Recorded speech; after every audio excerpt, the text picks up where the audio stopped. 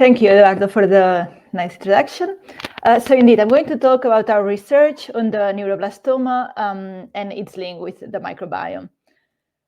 So first of all, what is neuroblastoma? Neuroblastoma, as the name says, is a kind of tumor that is composed of neuroblasts that are involved in the development of the sympathetic nervous system. It's the most common cancer in infants. It accounts for 50% of the cancers in infants, and also of 8% of those in children.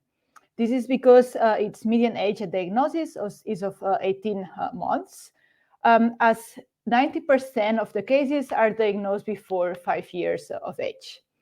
It's responsible still for around 15% of the deaths due to cancer in childhood.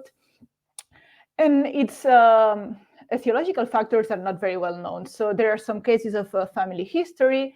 Some genetic predisposition has been proposed, also some environmental factors like exposures to some chemicals and some viral infections, but still its etiology is very elusive. Also, its treatment is normally a combination of surgery with chemotherapy, radiation therapy, stem cell transplantation, and antibiotic therapy, depending on the stage on which it is diagnosed. So could the microbiome be involved in the pathogenesis of neuroblastoma? We had some first indications to think so. First of all, multiple adult cancers, gastrointestinal and not only, are associated with alterations in gut microbiome composition. We had a great introduction to that on today's keynote. Next, the most clinical presentation of neuroblastoma are abdominal tumors, so there is anatomical proximity. And in mice models, in two different studies, the authors show increased barrier permeability and also increased pro-inflammatory markers, in addition to alterations in both ileal and fecal microbiome. Then, in the only study on neuroblastoma and the microbiome in humans, that was on the tumor intercellular microbiome, and this showed that there was some predictive potential for patient survival. So in our study, we did that in collaboration with the Giannina Gaslini Institute in Genoa, in Italy, and we enrolled 63 children with neuroblastoma together with 94 healthy controls. It was for us very important to recruit the patients at disease onset, so before starting any potential treatment that could also alter microbiome composition. There was also no significant differences in microbiome covariates between the two groups, the case with neuroblastoma and the healthy controls, based on their age, their sex, Bristol-Stool score that we use as a proxy for gastrointestinal transit time, mode of delivery, so vaginal or C-section delivery, and feeding mode, so breast milk or formula. We did shotgun metagenomic sequencing on these samples. On average, we had 50 million reads per sample. And what we saw first when analyzing those samples together was that age was the most important factor. So the factor in the metadata that had the highest exploratory potential on microbiome composition of this set of samples. And the second was already groups, so being patients with neuroblastoma or controls. That's something expected, as in this early age, the microbiome is still under development. So we expect to see very strong differences according to age. Then in this ordination, you can see also that the diagnosis of neuroblastoma had a moderate but significant association with the species level composition. So more specifically, and to that, we also included siblings of the children with neuroblastoma as another set of controls that we use to replicate our associations.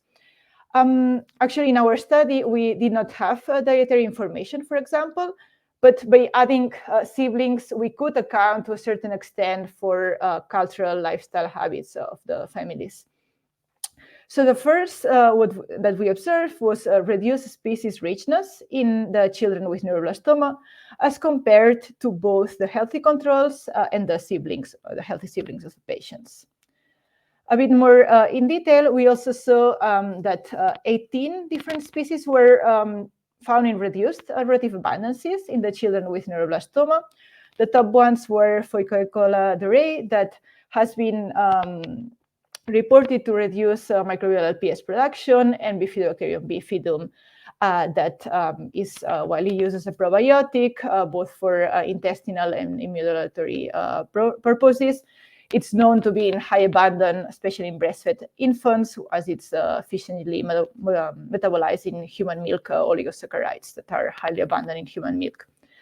We also have some other Bifidobacterium species in the list, or Akkermansia muciniphylla. And the only one species that was increased in the children with neuroblastoma was Enterobacter hoormachei, a bacterium that is not very well known, but it has been reported to, for some strains to be pathogenic. Next, we built a random forest model, and we could then, quite successfully tell apart samples from the patients as from the healthy controls with a mean AUC of 81%. And we could replicate most of these results in the siblings of the patients. We then look at associations at the functional level. So some pathways like biosynthesis of starch, tyrosine, or phenylalanine that were increased in healthy controls as compared to the children with neuroblastoma. We could replicate all these associations in the siblings. And when assessing broader metabolic categories, we saw mostly the healthy controls had increased carbohydrate fermentation pathways, while the neuroblastoma children had more protein fermentation pathways. So we saw all these differences, and we then were trying to go a bit deeper into that, thinking on where these alterations could arise from. And as it's well known, children get most of their microbiome in early life from the mothers. So we enrolled in this study the mothers as well. We first checked if there were any differences in microbiome composition of the mothers. We saw it was not the case. So in the mothers, we did not see any differences in beta, alpha diversity, taxonomic profiles, or functional profiles.